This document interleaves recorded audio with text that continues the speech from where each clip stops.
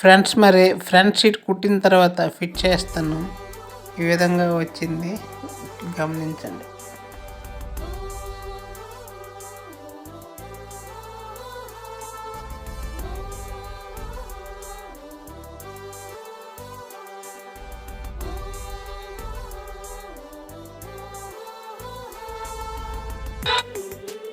తర్వాత back sheet కూడా fit చేశాను. ఈ విధంగా వచ్చింది.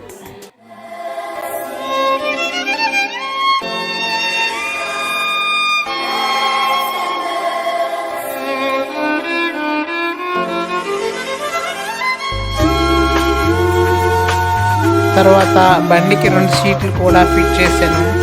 ఈ విధంగా వచ్చింది. అందంగా వచ్చింది కాదు ఫ్రెండ్స్. Okay, bye.